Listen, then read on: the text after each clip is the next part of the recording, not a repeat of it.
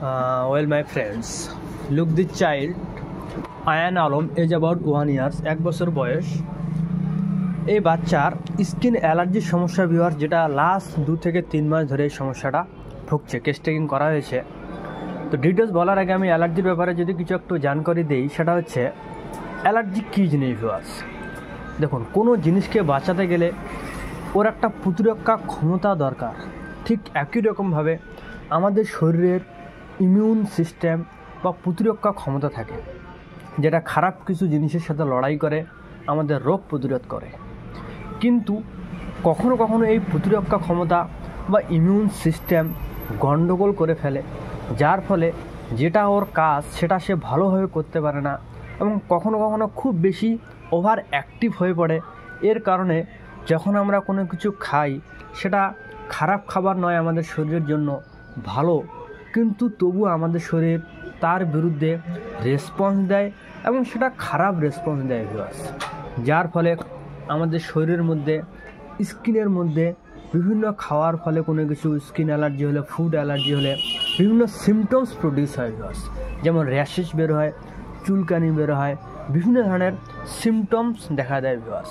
তো কারো কারো মনের মধ্যে একটা ধারণা থাকে যে অ্যালার্জি মানেই হচ্ছে স্কিনের উপর বেরোবে, র্যাশেস বেরোবে, চুলকানি বেরোবে। সেরকম কিছু নয় ভিউয়ার্স। অ্যালার্জি বহুত রকমের আছে। অ্যালার্জি মানে আপনাদের বুঝতে হবে উল্টা রিয়াকশন, কোনো ফুডের পিছনে হতে পারে, বা কোনো পার্টিকুলার আলাদা কিছু পার্টিকুলার প্রতি হতে পারে।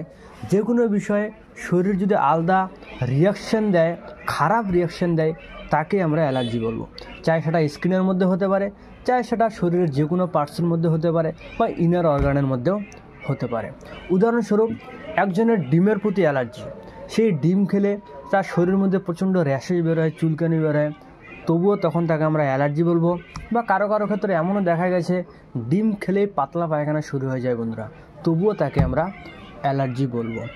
অ্যালার্জি ক্রনিক হয়ে গেলে ধীরে ধীরে ঠান্ডা লাগার একটা ধাঁচ হয়ে যায়। কারো কারো চোখের অ্যালার্জি হয়, চোখ চুলকায়, নাকের অ্যালার্জি হয়, যাকে আমরা অ্যালার্জিক রাইনাইটিস বলে থাকি, প্রচণ্ড হাঁচি হয়, স্নিজিং হয়, নাক চুলকায়, এটাও অ্যালার্জিক কন্ডিশনের মধ্যে পড়ে। কারো পুরনো কাশ, মাসের পর মাস, বছর পর বছর ধরে কাশি হচ্ছে, সেটাও অ্যালার্জিক কন্ডিশনের মধ্যে পড়বে। পুরনো শ্বাসকষ্ট, হাঁপানি, সেটাও ম্যাক্সিমাম ক্ষেত্রে অ্যালার্জিক কন্ডিশনের মধ্যে পড়ে ভিউয়ার্স। তো এই বাচ্চাটার স্কিন অ্যালার্জির সমস্যা। Ayan Alam age about 1 years, আমি শুরুতেই বলেছি। স্কিন অ্যালার্জি এটা 2 থেকে 3 বছর ধরে সমস্যা হচ্ছে, এবং তার সাথে কাশ, হালকা পাতলা কাশ এবং হালকা ব্রিথিং সমস্যা হচ্ছে, যেটা অ্যালার্জির symptom viewers. Tendency to take cold, case taking করা হয়েছে।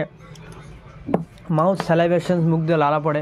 পাস হিস্ট্রি, ফ্যামিলি হিস্ট্রি সেরকম কিছু পাওয়া গেল না। ডিজায়ার ফর এগ, মিষ্টি মোটামুটি পছন্দ করে। হিট কোল্ড রিলেশনশিপের মধ্যে হট পেশেন্স, থার্স্ট প্রচুর আছে, পিপাসে ভালো জল খায়। তো এই সিমটমসের উপর ভিত্তি করে কনস্টিটিউশনালি এনাকে মার্কিউরিয়াস 0/150 মিলিসিমেল স্কেল অফ পেটেন্সি প্রেসক্রাইব করা হলো টয়েস এ ডে, দিনে 2 বার, উইথ PTRS 1000 অ্যাট নাইট, রাত্রেবেলা প্রেসক্রাইব করা হলো ভিউয়ার। তো এই বাচ্চাটি রেগুলার একে অ্যালার্জির ট্যাবলেট খেতে হবে। আর এই বয়সে অ্যান্টিহিস্টামিনন জাতীয় সিট্রিজিন, লিভোসিট্রিজিন, এই জাতীয় কিছু অ্যালোপ্যাথিক মেডিসিনস পাওয়া যায়। তো এই গ্রুপের মেডিসিনস খেতে হয়। যখন খায় তখন ভালো থাকে, ওষুধের অ্যাকশন শেষ হয়ে গেলে আবার অ্যালার্জিক এই বয়সে শুরু হয়। এবং সেই জন্য আমার কাছে আসছে কিছু সিমটমস নিয়ে। এবং রাত্রেবেলা একটা জিনিস লক্ষ্য করা গেছে যে এনার অ্যালার্জিটা, এই বাচ্চাটার শুধু রাত হলেই বৃদ্ধি পায়, সারাদিনে ঠিক থাকে, রাত হলেই বৃদ্ধি।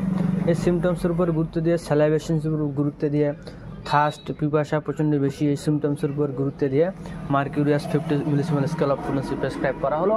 আশা করা যায় মাসের মধ্যে এই বাচ্চাটি পুরোপুরিভাবে সুস্থ হয়ে যাবে, যার ফলো আপ কেস আমি পারলে নেক্সট টাইম আপনাদের দেখাবো।